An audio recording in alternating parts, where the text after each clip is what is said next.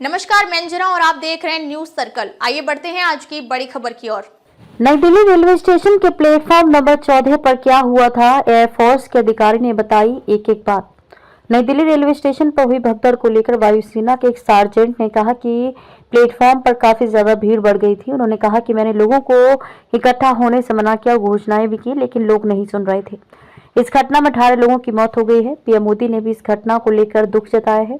नई Delhi railway station पर शनिवार रात हुई भगदड़ में 18 लोगों की मौत हो गई। इस घटना को लेकर प्रधानमंत्री नरेंद्र मोदी समेत तमाम बड़े नेताओं ने दुख जताया। इस भगदड़ को लेकर नए नए खुलासे सामने आ रहे हैं। अब एक वायुसेना के अधिकारी ने एक नई जानकारी दी है। वायुसेना के सार्जेंट ने बताया, आंखों देखा हाल।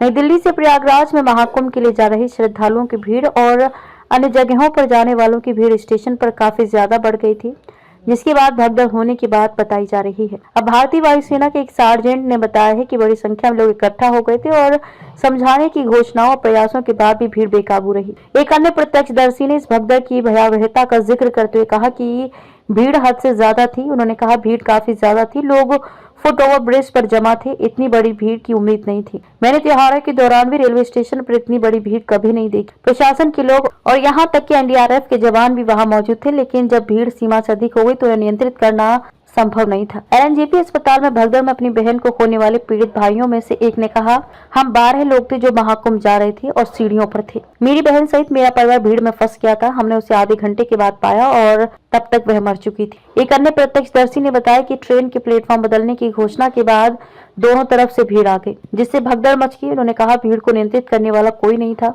घोषणा की गई कि प्लेटफॉर्म नंबर 12 पर आने वाली ट्रेन प्लेटफॉर्म नंबर 16 पर आएगी, इसलिए दोनों तरफ से भीड़ आ गई और भगदड़ मच गई। कुछ लोगों को अस्पताल ले जाया गया। प्रभावित यात्रियों में से बिहार के पटना निवासी पप्पू ने अपना दुख साझा करते हुए कहा कि मेरी मां की भगदड़ में मौत हो गई है, हम घर जा रहे थे। एनडीआरएफ कमांडेंट दौलत राम चौधरी ने पुष्टि की कि स्थिति अब नियंत्रण में है। उन्होंने कहा, घायलों को निकाल लिया गया है। हमें स्टेशन के प्लेटफॉर्म नंबर 14 पर भगदड़ की सूचना मिली। हम बचाव अभियान चला रहे हैं। बस कुछ ही देर में हो गई पूरी घटना। Railway DCP railway KPS Malhotra ने कहा कि अधिकारियों को बड़ी भीड़ की आशंका थी, लेकिन घटना कुछ ही देर में सामने आ गई। उन्होंने एएनआई को बताया, हमें भीड़ की उम्मीद थी, लेकिन ये सब कुछ ही समय में हो गया और इसलिए ये स्थिति पैदा हुई। इसकी जांच रेलवे द्वारा की जाएगी। लोगों से पूछताछ के बाद हमें घटना के पीछे का कारण पता चलेगा। इस बीच रेलवे बोर्ड ने रविवार को बताया कि मामले की जांच करने और नई दिल्ली रेलवे स्टेशन पर भगदड़ का कारण निर्धारित करने के लिए 2 सदस्यीय उच्च स्तरीय समिति का गठन किया गया है। उच्च स्तरीय समिति का हुआ गठन रेलवे बोर्ड के सूचना एवं प्रचार ईडीआईपी के कार्यकारी निदेशक दिलीप कुमार ने कहा, मामले की जांच के लिए 2 सदस्यीय उच्च स्तरीय समिति का गठन किया गया है। स्थिति नियंत्रण में है और यात्रियों को विशेष ट्रेन से भेजा गया है। रेलवे स्टेशन पर ट्रेनों की आवाजाही अब सामान्य है। कुमार के अनुसार स्टेशन पर यात्रियों की असामान्य रूप से अधिक संख्या थी, जिससे भीड़ को नियंत्रित करने के लिए रेलवे की 4 अतिरिक्त विशेष ट्रेनें चलाने के लिए प्रेरित किया गया।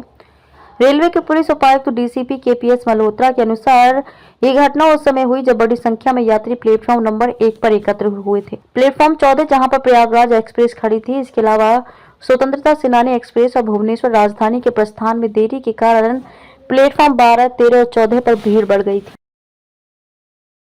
अब तक के लिए बस इतना ही। फिर मिलते हैं एक ऐसी ही बड़ी खबर के साथ। तब तक के लिए नमस्कार और देखते रहिए न्यूज सर्कल। अगर आपको वीडियो पसंद आई हो तो लाइक करें व शेयर करें। ऐसे लेटेस्ट अपडेट पाने के लिए बेल आइकन प्रेस करना ना भूलें। अगर आप हमें फेसबुक या फिर इंस्टा के माध्यम से देख रहे हैं तो हमारे पेज को फॉलो जरूर करें। धन्यवाद।